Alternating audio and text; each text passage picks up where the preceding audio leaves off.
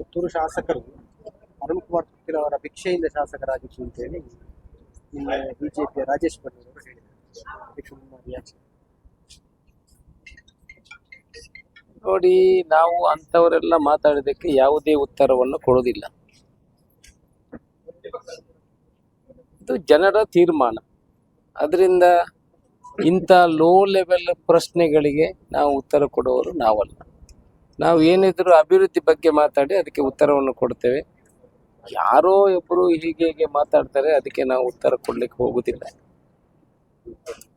ಜನ ಅದನ್ನು ತೀರ್ಮಾನ ಮಾಡ್ತಾರೆ ಹೊರತು ನಾವು ಅದಕ್ಕೆ ಉತ್ತರ ಕೊಡ್ಲಿಕ್ಕೆ ಹೋಗುದಿಲ್ಲ.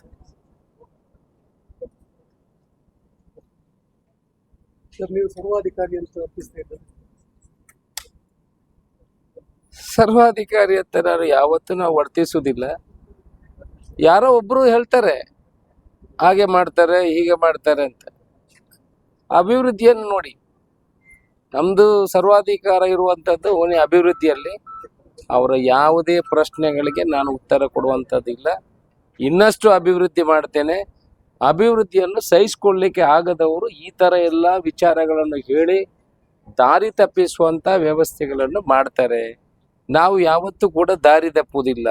ನಮ್ಮ ಹತ್ರ ಇರುವುದು ಒಂದೇ ಒಂದು motto, that is development of Puttur or Dakshina Kannada and Udupi.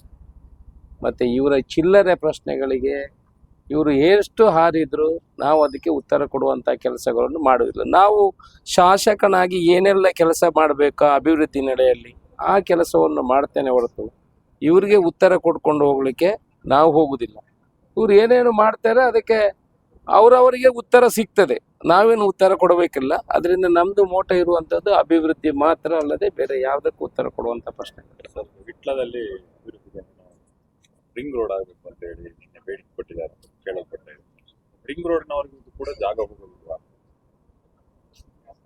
ವಿಟ್ಲದ ಎಲ್ಲ ವರ್ತಕರು ಮಾತ್ರ ನಿನ್ನೆ ನನ್ನ ಹತ್ರ ಬಂದಿದ್ರು. ಸುಮಾರು ಅರ್ಧ ಗಂಟೆಯಷ್ಟು ಹೊತ್ತಿಗೆ ನನ್ನ ಹತ್ರ ಚರ್ಚೆ ಮಾಡಿದ್ದಾರೆ. ನಾನು ಅವರದ್ದೆಲ್ಲ ಮನವೊಲಿಸುವಂಥ ಕೆಲಸವನ್ನು ಮಾಡಿದ್ದೀನಿ. ನೋಡಿ, ಡಬಲ್ ರೋಡು ಆಗಬೇಕು. ರಿಂಗ್ ರೋಡ್ ಹೋಗ್ಬೇಕಿದ್ರು ನೀವು ಹೇಳಿದಾಗೆ ಅಷ್ಟೇ ಜಾಗ ಹೋಗ್ತದೆ. ಅಲ್ಲಿ ಎಲ್ಲ ಮನೆಗಳು ಎಲ್ಲ ಹೋಗ್ತದೆ. ಇದಕ್ಕಿಂತ ಜಾಸ್ತಿ ಮನೆಗಳು ಅಲ್ಲಿ ಹೋಗ್ತದೆ. ಅಲ್ಲಿ ಹೊಸ ಮನೆಗಳು ಇರುವಂಥದ್ದು, ಇಲ್ಲಿ ಹಳೆ ಕಟ್ಟಡಗಳು ಇರುವಂಥದ್ದು. ಆದರೂ ಅವರು ಇಲ್ಲ, ಇದನ್ನು ತೆಗಿಬಾರ್ದು, ನಮಗೆ 4 ಲೇನ್ ಅಗತ್ಯ ಇಲ್ಲ ಅನ್ನೋ ವಿಚಾರವನ್ನು ಹೇಳಿದ್ದಾರೆ. ಆದರೆ ಜನರಲ್ ಪಬ್ಲಿಕ್ ಏನು ಹೇಳ್ತಾರೆ, 4 ಲೇನ್ನ ಅಗತ್ಯ ಇದೆ ಅಂತ ಹೇಳ್ತಾರೆ. ನಾನು ಆದರೂ ಅವರಿಗೆ ಹೇಳಿದ್ದೀನಿ, ನಿಮಗೆ ಬೇಡ ಆದರೆ ಅಶೋಕ್ ರೈಗೆ ಬೇಡ, ಜನರಿಗೆ ಬೇಡ ಆದರೆ ನನಗೆ ಬೇಡ.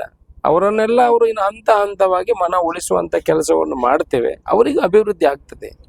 ಅದರಿಂದ ಮುಂದಿನ ದಿವಸಗಳಲ್ಲಿ ಅವರ ಹತ್ರ ಕೇಳಿಕೊಂಡೇ ಮುಂದುವರಿಸುವಂಥ ಕೆಲಸವನ್ನು ಮಾಡ್ತೇವೆ. ಈಗ 4 ಲೇನನ್ನು ವಿಟ್ಲ ಎಂಟ್ರಿವರೆಗೆ ತರುವಂಥ ಕೆಲಸವನ್ನು ಮಾಡ್ತೇವೆ.